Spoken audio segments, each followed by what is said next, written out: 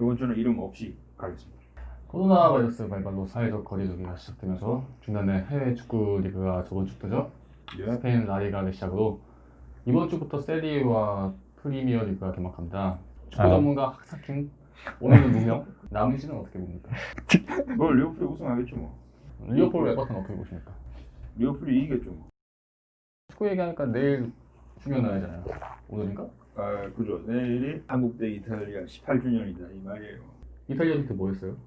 이탈리아전 때 엄마한테 귀때기 맞았습니다. 65점 맞은 시험지를 85점 맞아서 뻥 쳤는데 친구가 전화를 잘못하는 거라. 전 좀 맞아야 해요. 그 친구 이름 뭐 하나요? 걔는 5학년 올라가면서 쌩 깠어요. 처음 시작할 주제는 브룩스 브라더스의 파산 이야기입니다. 먼저 이제 브룩스 브라더스에 대해서 설명을 하자면은 이렇게 유서가 깊었던 패션 브랜드가 파산 위기에 처했습니다. 그래서 이제 파산 보호 신청을 한 상태고 미국 내 공장들을 매각하기로 결정했습니다.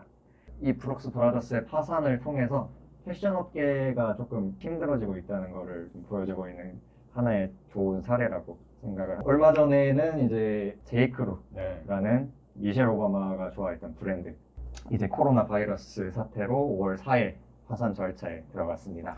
미국 최고급 백화점인 니만 마커스 그리고 저가 백화점 스테이지 스토어스 118년 역사를 가진 이제 JC 페니 역시 최근에 파산 절차를 이제 밟고 있다고 합니다.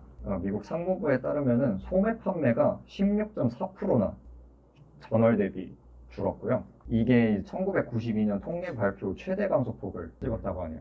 미국 내 이제 유통 리테일 쪽이 상당히 지금 힘든 상황을 겪고 있습니다. 한국 백화점 같은 경우는 뭐 예를 들어서 랄프 로렌 입점에 있다 라고 하면은 랄프 로렌이 몇 프로 들어가고 백화점한테 몇 프로를 떼주고 그런 구조인데 미국은 백화점에 랄프 로렌 입점에 있다 이러면은 백화점이 랄프 로렌의 상품을 다 매입을 한 상태에서 시작을 하는 거예요. 그래서 백화점이 망하는 겁니다. 한국 같은 한국 경우는 같은 경우에 입점의 개념이라면 입점의 그죠. 개념입니다. 네. 미국에서는 직매입으로 자기가 다 팔아야 되는 거잖아요. 그렇지. 코로나 때문에 많이 패션 업계가 힘들어진 상황이 있었지만 제이크로 같은 경우에는 코로나 이전에도 하향세에 들어가고 있었는데요. 트렌드에 발맞춰 나가지 못했던 제이크로는 예전 방식을 고집하면서 온라인 판매에 집중하지 못했고 오프라인 판매에 집중했고 이제 뭐 시장의 변화들을 따라가지 못한 채 후퇴하면서 파산에 이르게 됐다라고 말을 많이 합니다.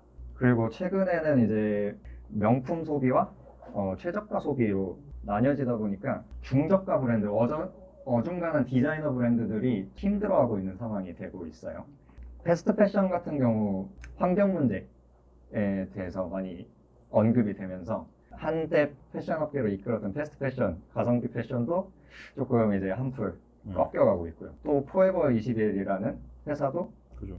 미국에서 파산을 하면서 가성비 소비, 빨리빨리 유행이 도는 패스트 패션은 시대의 흐름을 점점 타지 못하고 있어지게 된 것 같아요. 현재 밀레니얼 MZ세대 같은 경우에는 가성비 소비보다는 조금 가심비 소비에 더 많이 치중을 하고 있는 추세입니다. 그래서 이러한 가심비 소비라는 것 같은 경우에는 이제 자신을 표현하고 이제 드러내는 일들 거부감이 없는 세대로서 이제 명품 소비에 대한 인식도 변화했고 자신의 만족을 추구하는 소비를 중요시하다 보니까 자신들을 표현할 수 있는, 보여줄 수 있는 명품들에 대해서 관심을 가지게 됐다고 말을 할 수 있죠. 그런 MZ세대들의 관심이 이제 명품 소비도 조금씩 늘어나고 있고 명품들이 이제 접근성을 높이기 위해서 티셔츠나 조금 가격대가 접근하기 쉬운 신발 같은 제품들 많이 내놓는다고 하는 거 쉽진 않아요, 근데 사실. 쉽진 않죠. 쉽진 않은데 명품에 접근하기 쉬운 그런 제품들 많이 생산하고 있다는 모습들을 보면은 그 고객들을 잡으려는 노력을 하고 있다. 립스틱을 요즘 그렇게 내더라고. 에르메스가 8, 9만 원짜리 립스틱을 팔더라고요. 근데 립스틱이 8, 9만 원인데 케이스가 100만 원이 넘는다. 뭐 명품 소비에 대한 되게 안 좋은 인식이 많이 있었는데 지금은 명품을 산다고 하면은 뭐 자기 만족을 위해서 사는 거니까 괜찮다. 근데 이런 이거 생각이 그냥 있는 것 진짜 좋은 추세라고 생각을 해요. 같아요. 왜냐면은 지가 돈을 써봐야 네, 배우는 게 있는데 패션에 대해서는 뭔가 지가 직접 입어보면서 아 나는 어깨가 이 정도가 맞고 소매가 이 정도가 맞고 허리가 이 정도가 맞고 가슴통은 이 정도가 맞구나 요런 감각을 찾는 게 그냥 옷을 사면서 기르는 건데 그렇죠, 그렇죠. 비싼 옷을 한번 사게 되면은 훨씬 더 많은 공을 들일 거 아니에요.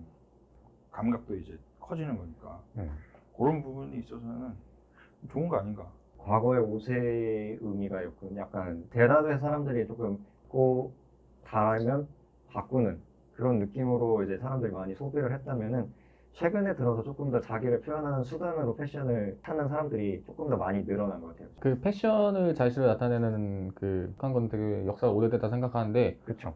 근데 그 그만큼 인식이 네, 요즘에는 더 브랜드 이미지를 더 생각하는 사람들이 늘어나면서 저 같은 경우에도 항상 입고 다니는 옷이 있죠. 아디다스. 네, 아디다스. 왠지 그 느낌이 있어. 내가 아디다스 입으면 나도 뭔가 impossible is nothing 할 것 같아. 근데 근데 아니야. 가치에 공감하는. I am possible is nothing이었어. 되는 일이 없다. 되는 일이 없다. 또 그런 추세도 있어요. 브랜드에 대한 그런 애정이 늘어나면서도 그 브랜드 자체가 크게 중요하지 않다. 그냥 나는 내가 만족하는 날 표현할 수 있는 것들을 산다. 코로나 때문에 패션 업계가 죽기도 하지만 이제 명품 업계는 또 살아나기도 했어요. 이제 여행을 가려고 돈을 모아놨던 사람들이 여행을 가지 못하게 되니까 명품으로 눈을 돌리게 되는 거예요. 그래서 이제 명품에 대한 수요가 코로나 때문에 늘어났다. 이런 지금 밀레니얼 세대들이 얼마나 조금 명품을 사냐 이런 의심이 들 수도 있는데 신세계백화점의 지난해 명품 분야 연령대 매출 비중을 살펴보면은 20대, 30대를 합쳐서 50%가 거의 육박하는 수준이에요. 이 밀레니얼 세대들이 명품에 대한 수요가 상당히 있고 지금도 많이 구매를 하고 있다라는 걸 보여줄 수 있는 거죠. 그래서 이제 백화점 상품 기획자의 인터뷰한 걸 보니까 이제 최고급 시장과 최저가 시장으로 접근은 나뉠 거다라는 생각을 하고 있고요. 이제 밀레니얼 세대들은 좀 가치가 있다고 판단하면은 자기가 조금 가격 비싸거나 그런 거 상관없이 그냥 소비를 하는 그런 경향이 있다고 보여집니다. 네네네. 그래가지고 어떤 부분에서는 또 아낄 때는 겁나게 아끼고 또 어떨 때는 한 번에 질러버리는. 그래서 또 밀레니얼을 좀 파악하기 힘들다는 그런 얘기들도 많이 있고요. 이런 얘기 나오면 근데 기성세대들이 항상 하는 말 있잖아. 우리 그 젊은 세대들한테 아니 저거에 돈을 저렇게 많이 쓰면서 그렇죠. 편의점 밥 먹고 다니냐 뭐 이런 사람들 있잖아. 그래서 이제 이런 명품 시장이 또 의미가 있는 것이 2030 세대가 이제 꽤 관심을 가지고 있는 이유가 리셀 시장이 좀 더 활성화되면서 이런 명품 시장에 또 더 관심을 가지게 됐어요. 리셀 시장이라는 건 저희가 샀던 물건을 이제 다시 되파는 그런 시장을 말하는데요. 이 정도면은 내가 쓰고 되팔아도 되니까 뭐 이런 이걸 되팔아서 또 다른 걸 사고 또 다른 명품을 사고 이런 과정들이 겹쳐지다 보니까 명품 소비에 대한 인식들이 많이 바뀌고 있다라는 얘기를 하고 있어요. 리셀 시장에 대한 얘기를 하면서 긍정적인 효과도 있지만 사실 이거를 그 돈을 벌기 위한 수단으로 되팔렘들이 그렇게 하죠. 그렇죠. 그래서 원래 살 사람들 못 사고 원래 살 사람 못 사고 나는 한 번도 응모에서 당첨된 적이 없어. 이게 과연 긍정적이기만 할까? 리셀 시장을 활성화시킴으로써 얘네가 뭐 환경을 생각한다 라고 이제 명품 브랜드들이 얘기를 하는 경우가 많은데 제가 생각할 때는 사실 그건 좀 너무 비약이 아닌가. 예를 들어서 내가 버거리에서 옷을 뭐 80만짜리 하나 질렀어. 그걸 잘 입다가 그걸 이제 그 버거리랑 계약을 맺은 리셀 마켓에 팔았어요. 네. 한 15만 원 들고 갔다 치자. 네. 그러면 거기서 이제 마진 붙여가지고 30만 원에 팔 거 아니에요. 그렇죠. 그 옷을 산 사람이 또 있을 거 아니에요. 나는 15만 원을 받는 거고 중간 업체는 15만 원 남겨 먹는 거고 그렇죠. 그 옷을 누군가는 30만 원 주고 사는 거고 어느 정도 괜찮은 퀄리티의 옷을 버거리 명품 진품을 30만 원만 주고 사는 거예요. 그 사람은. 나는 15만 원이 있잖아. 그 15만 원을 보태가지고 15만 원으로 또 다른 버거리 뭔가를 사겠지. 네. 조금 더 클래스가 높은 걸 사거나. 그러면은 나는 15만 원을 그냥 캐시백 한 거나 마찬가지잖아요. 그쵸. 버거리에서. 그리고 30만 원 주고 옷 산 사람은 80만 원짜리를 30만 원 주고 샀으니까 버거리에 대한 진입장벽을 엄청 낮춘 거죠. 그렇죠. 그러면 그 사람이 이제 버블이 재미 들리면 이제 나 같은 사람이 된다고 이제. 그러니까 결국에는 시장이 훨씬 더 커져. 내가 얘기한 대로 벌려 나가잖아요. 이게 말이 환경을 생각하는 거지 훨씬 더 이제 시장 자체의 파이를 더 쉽게 키워나갈 수 있으니까 이거는 정말 환경을 생각하는 것인가 한 번 더 생각을 해볼 수밖에 없는 거죠.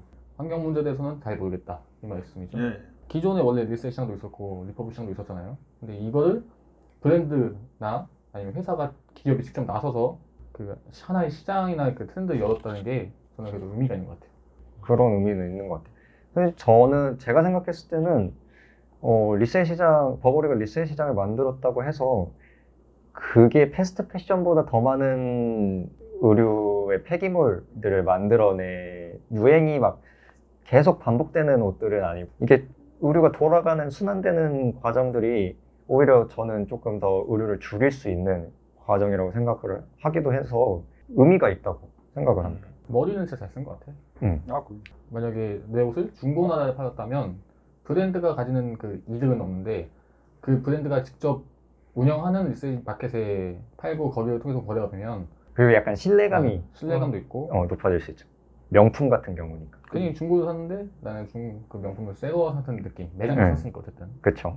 하여튼 이제 명품 시장이 활성화된 전부 다 명품을 사는 건 아니잖아요. 그러면은 어떤 시장들이 살아남느냐? 이제 최저가 시장들이 살아남습니다. 그중 대표적인 것들이 남자 쇼핑몰 같은 경우에서는 무신사, 여자 쇼핑몰 같은 경우에서는 뭐 지그재그나 에이블리 같은 앱들에 점하면서 저가 의류 시장들이 많이 형성돼 있어요. 약간 패션의 경향이 명품 아니면은 이제 스트릿 브랜드 그 분야에서 대중들의 이제 패션 성향이 많이 바뀌지 않는다는 기사를 봤었거든요. 그런 이제 패션들이 또 유행하고 하니까 이제 이런 패션들이 예뻐 보인다. 그런 생각들을 하면서 최저가 시장 그런 앱들을 이용해서 구매를 하고 이제 명품을 좀 살 여력이 있는 사람들은 좀 명품 소비로 많이 좀 넘어가고 있는 추세라고 하고 있습니다. 네, 제가 오늘 준비한 건 이쪽 여기까지입니다. 오. 미국 역사가 몇 년인데요? 그것까지는 제가 기억을 못하는데 한 300년 되지 않았나? 202년 1800 미국이 76년 1876년. 1876이야? 776 보스턴 차 사건. 차 사건. 그 고등학교 때 기억이 아직도 남아있어. 아니야 1886 아니야? 1887 아니야? 아니야 1776이야. 그래서 그래서 1776이다. 1776? 1776이에요 여러분. 1786 아니야? 응? 1786 아니야? 1776년 맞아요. 아니면 죽을 거야.